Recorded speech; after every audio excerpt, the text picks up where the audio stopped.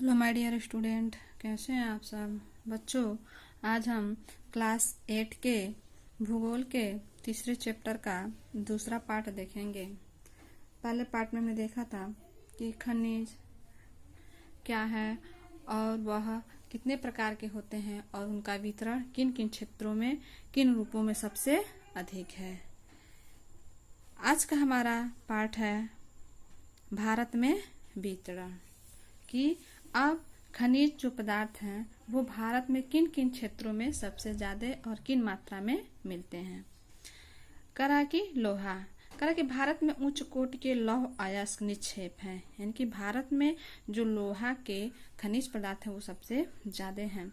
यह खनिज मुख्यतः झारखंड, उड़ीसा, छत्तीसगढ़, मध्य प्रदेश, गोवा, महाराष्ट्र और कर्नाटक में पाया जाता है। यानी कि जिन जिन क्षेत्रों का नाम बताया गया इन क्षेत्रों में लोहा सबसे अत्यधिक मात्रा में पाया जाता है। उसके बाद है बॉक्साइट।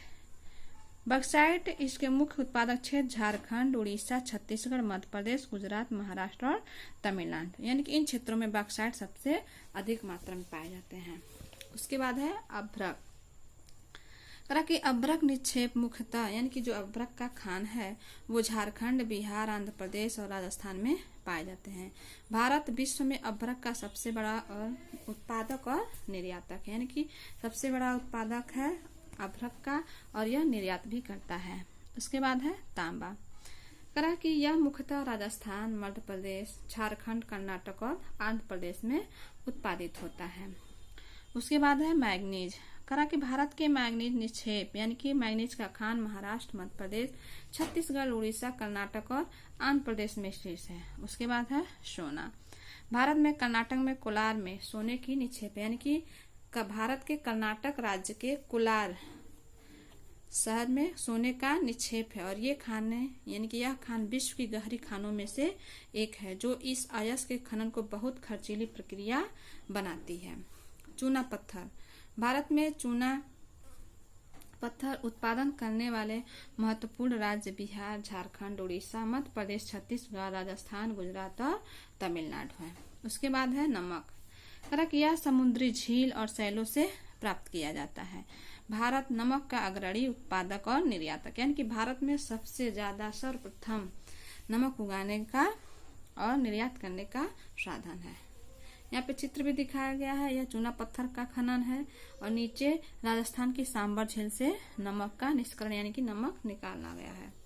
अब नेक्स्ट पॉइंट है खनिजों के उपयोग कि खनिजों का उपयोग किन किन रूपों में किया जाता है। खनिजों का उपयोग कई उद्योगों में होता है। रत्नों के लिए प्रयोग किए जाने वाले खनिज प्राय कठोर होते हैं।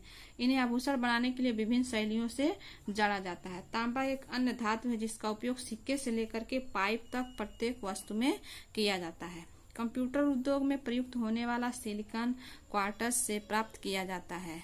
एल्यूमिनियम जिसे उसके अयस्क बॉक्साइट से प्राप्त किया जाता है का उपयोग ऑटोमोबाइल और हवाई जहाज, बोतलबंदी उद्योग, भवन निर्माण और रसोई के बर्तन तक में होता है। इसका बॉक्साइट का और एल्यूमिनियम का, यानी कि एल्यूमिनियम ये अयस्क बॉक्साइट से ही प्राप्त होता है। उसके बाद है खनिजों का संरक्षण, यानी कि इनकी संरक्षण इनको कैसे सुरक्षित रखा जाता है। खनिज अनवीकरणीय संसाधन है। खनिजों के निर्माण और संचय में हजारों वर्ष लगते हैं।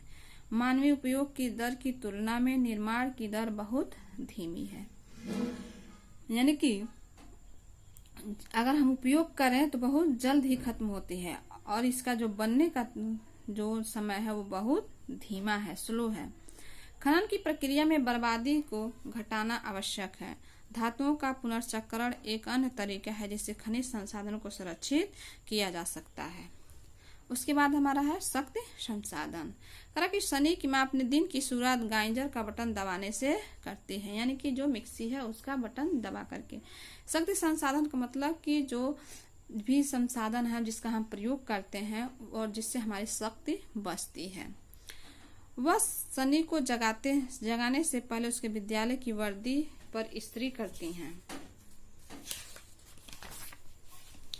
और इसके बाद वह उनके लिए ब्लेंडर में एक गिलास संतरे का जूस तैयार करने के लिए रसोई में तेजी से पहुंचते हैं।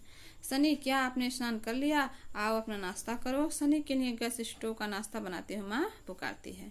विद्यालय जाते समय सनी बत्तियों और पंखों के बटन बंद करना भूल जाता है। माँ उन बटनों को बंद करते समय सोचती है कि शहरों में जीवन आरामदायक प्रतीत होता है, लेकिन विद्युत उपकरण यानी कि गैजेट्स को सभी बिजली की खपत करते हैं, पर अधिक से अधिक निर्भरता मांग और पूर्ति के बीच विशाल अंतर पैदा करती है। विज्ञान और प्रौद्योगिकी ने नए नए प्रचलन से जीवन शैली में बहुत तेजी से परिवर्तन आ रहे हैं। यानी कि जैसे जैसे हमारी विज्ञान और प्रौद्योगिकी नए नए प्रचलन शुरू कर रहे हैं, वैसे ही हमारे जीवन शैली में बहुत तेजी से भी परिवर्तन आ रहे हैं। शक्ति अथवा ऊर्जा हमारे जीवन में बहुत महत्वपूर्ण भूमिका निभाते हैं। हमें उद्योग, कृषि, परिवहन, संचार और प्रतिरक्षा के लिए भी शक्ति की आवश्यकता होती है। ऊर्जा संसाधन को विस्तृत रूप से परंपरागत और गैर परंपरागत संसाधनों में वर्गीकृत किया गया। यानी कि जो ऊर्जा है, जो हमें एनर्जी देते हैं, जिन साधनों का प्रयोग करके हम अपने कामों को करते हैं, उनको दो रूपों में बांटा गया है। पहला परंपरागत और दूसरा गैर परंपरागत। अब हमारा आज का पहला पॉइंट है परंपरागत स्रोत। कहा कि ऊर्जा के परंपरागत स्रोत वे हैं जो लंबे समय से समान उपयोग में लाए जा रहे हैं, और ईंधन और जीवाश्म ईंधन परंपरागत ऊर्जा के दो मुख्य स्रोत हैं। इसमें दिखाया गया है खनिज तेल और प्राकृतिक गैस। लाभ, हानि और लाभ। आसानी से परिवहनीय टैंकर पेट्रोल रसायन उद्योग का आधार। तेल अधिप्लावन एवं गैस रिसाव के कारण ऑक्सीजन का अवक्षय यानी कि यह हानि होती है। निर्मुक्त प्रदूषण के कारण अम्ल वर्षा। नए ईंधन का अन्वेषण आसान नहीं होता। उसमें से आसानी से परिवहनीय यानी कि पाइपलाइन। तेल और कोयले से अधिक स्वच्छ, तेल से सस्ता प्राकृतिक गैस है। यानी कि अब ऊर्जा के परंपरागत स्रोत, ये ईंधन है और ये कोयला है। ईंधन से देखिए लाभ हानि क्या है और कोयले से लाभ हानि क्या है। और तीसरा है जल विद्युत। ईंधन से सुप्राय होता है, हानि होती है संग्रहण से अधिक समय उपयोग। फिर बहुसंख्य लोगों को ऊर्जा प्रदान करती है क्या ईंधन। हरित गृह प्रभाव में वृद्धि करता है और निर्वीकरण करता है, यानी कि यह हानि होती है। कोयले से विस्तृत रूप में उपलब्ध है, लाभ है। फिर विद्युत रूपांतरण के लिए उपयुक्त है। हानि क्या होती है, प्रदूषण का स्रोत है कोयला और परिवहन के लिए भारी होता है। जल विद्युत लाभ हानि क्या है, यह प्रदूषण मुक्त है। जल विद्युत सिंचाई और मत्स्य को बढ़ावा देता है और सस्ता होता है। हानि क्या है, स्थानीय समुदाय का विस्थापन, यानी कि जो स्थायी समुदाय रहते हैं उनको एक स्थान से दूसरे स्थान पे जाना पड़ता है अगर यह जल विद्युत फैक्ट्री लगाई जाती है तो। निम्न क्षेत्रों का जल प्लावन होता है, यानी कि जो उसके आसपास के जो क्षेत्र होते हैं वो जल से भर जाते हैं। स्थापित करने में खर्चीले, यानी कि जब यह बैठता है इसको स्थापित किया जाता है तो इसमें खर्चे अधिक होते हैं। अब है ईंधन। करा किसका उपयोग पकाने और ऊष्मा प्राप्त करने के लिए व्यापक रूप से होता है। हमारे देश में ग्रामीणों द्वारा उपयोग की गई 50% से अधिक ऊर्जा ईंधन से ही प्राप्त होता है। पौधों और जानवरों के अवशेष जो लाखों वर्षों तक धरती के अंदर दबे रहते थे, ताप और दाब के प्रभाव से जीवाश्मी ईंधनों में परिवर्तित हो गए हैं। और जीवाश्मी ईंधन जैसे कोयला, पेट्रोलियम और प्राकृतिक गैस परंपरागत ऊर्जा के मुख्य स्रोत हैं। जीवाश्मी ईंधन, कोयला, पेट्रोलियम, प्राकृतिक गैस, ये क्या है, ये परंपरागत ऊर्जा के मुख्य स्रोत हैं। इन खनिजों के भंडार सीमित है, यानी कि कम है, और विश्व की बढ़ती जनसंख्या जिस दर से इनका उपयोग कर रही है वह इनके निर्माण की दर से कहीं अधिक है। यानी कि निर्माण की दर जो है उससे ज्यादा यह खपत हो रही है, इसलिए ये शीघ्र ही समाप्त होने वाले हैं। उसके बाद है कोयला। कहा कि यह बहुतायत में यानी कि बहुत मात्रा में पाए जाने वाले जीवाश्मी ईंधन है। इसका उपयोग घरेलू ईंधन, उद्योग जैसे लोहा और इस्पात, वाष्प इंजनों और विद्युत उत्पन्न करने में किया जाता है। कोयले से प्राप्त विद्युत को तापीय ऊर्जा भी कहा जाता है। कोयला जिसका हम आज उपयोग कर रहे हैं वह लाखों वर्ष पूर्व विशाल फर्न और दलदल के पृथ्वी परतों में दबने से बना है। कोयला इसलिए अंतर्हित धूप के रूप में जाना जाता है। विश्व में अग्रणी कोयला उत्पादन देशों में चीन, संयुक्त राज्य अमेरिका, जर्मनी, रूस, दक्षिण अफ्रीका और फ्रांस है। भारत के कोयला उत्पादन में क्षेत्र रानीगंज पश्चिम बंगाल में, झरिया धनबाद और बोकारो झारखंड में पाया जाता है। यानी कि ये पूरे विश्व में पाया जाता है। चीन, संयुक्त राज्य अमेरिका, जर्मनी, रूस और भारत में आपका रानीगंज पश्चिमी बंगाल, झरिया धनबाद और बोकारो झारखंड में। अब आता है हमारा पेट्रोलियम। कि पेट्रोलियम शब्द लैटिन के शब्दों पेट्रा अर्थ शैल, ओलियम अर्थ तेल से लिया गया है, इसलिए पेट्रोलियम का अर्थ है शैल तेल। कि पेट्रोलियम जिसमें आपकी कार चलती है और तेल जो आपकी साइकिल को चरमराने से रोकता है, दोनों की शुरुआत गाढ़े काले द्रव से होती है, जिसे पेट्रोलियम कहते हैं। यह शैलों की परतों के मध्य पाया जाता है। इसका वेधन अपतटीय व तटीय क्षेत्रों में स्थित तेलों क्षेत्रों से किया जाता है। तदुपरांत इसके परिष्करणशाला भेजा जाता है, जहां परिष्कृत पेट्रोलियम के प्रक्रम में विभिन्न तरह के उत्पाद जैसे डीजल, पेट्रोल, मिट्टी का तेल, मोम, प्लास्टिक और स्नेक तैयार किए जाते हैं। यानी कि यह एक गाढ़ा तत्व होता है, फिर इसका जो परिष्कृत किया जाता है तो इसके प्रक्रम के बाद डीजल, पेट्रोल, मिट्टी का तेल, मोम, प्लास्टिक, स्नेक तैयार किए जाते हैं। और पेट्रोलियम और इससे बनने वाले उत्पादों को काला सोना कहा जाता है, क्योंकि यह बहुत अधिक मूल्यवान होते हैं। यानी कि पेट्रोलियम को हम काला सोना भी कहते हैं, क्योंकि यह बहुत अधिक मूल्यवान होता है। फिर कहा कि पेट्रोलियम मुख्य उत्पादक देश ईरान, इराक, सऊदी अरब और कतर है। यानी कि यह देश है इराक, ईरान, सऊदी अरब और कतर। अन्य मुख्य उत्पादक संयुक्त राज्य अमेरिका, रूस, वेनेजुएला और अल्जीरिया है। भारत में मुख्य उत्पादक क्षेत्र असम में डिगबोई, मुंबई में बॉम्बे हाई तथा कृष्णा और गोदावरी नदियों के डेल्टा हैं। अब आता है हमारा प्राकृतिक गैस। प्राकृतिक गैस पेट्रोलियम निक्षेपों के साथ पाई जाती है और तब निर्मुक्त होती है जब अपरिष्कृत तेल को धरातल पर लाया जाता है। इसका प्रयोग घरेलू और वाणिज्य ईंधनों के रूप में किया जाता है। रूस, नॉर्वे, यूके और नीदरलैंड प्राकृतिक गैस के प्रमुख उत्पादक हैं। भारत में जैसलमेर, कृष्णा गोदावरी डेल्टा, त्रिपुरा और मुंबई के कुछ अपतटीय क्षेत्रों में प्राकृतिक गैस संसाधन हैं और विश्व के बहुत कम देशों के पास प्राकृतिक गैस के अपने पर्याप्त भंडार हैं।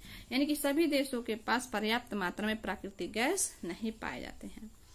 हमारे द्वारा जीवाश्म ईंधनों के उपयोग की तीव्र वृद्धि के चिंताजनक दर से इसे समाप्ति तक पहुंचा दिया है और इन ईंधनों के जलने से निकलने वाले विषैले प्रदूषक भी चिंता का विषय है। जीवाश्म ईंधन का अनियंत्रित जलना और अनियंत्रित टोटी के टपकने के समान है, जो अंततः सूख जाती है। इसने हमारा ध्यान ऊर्जा के विभिन्न गैर परंपरागत स्रोतों के दोहन की ओर बढ़ाया, जो कि जीवाश्म ईंधनों के स्वच्छतर विकल्प हैं।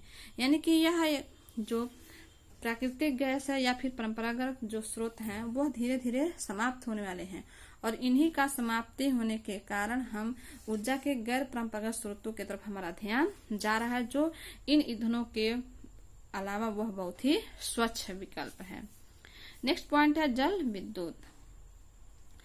कि बांधों में वर्षा जल अथवा नदी जल ऊंचाई से गिरने के लिए संग्रहित किया गया है और बांध के अंदर से पाइप के द्वारा बहता जल बांध के नीचे स्थित टरबाइन के ऊपर गिरता है और घूमते हुए ब्लेड जनरेटर को विद्युत के लिए घुमाते हैं और यह जल विद्युत कहलाती है।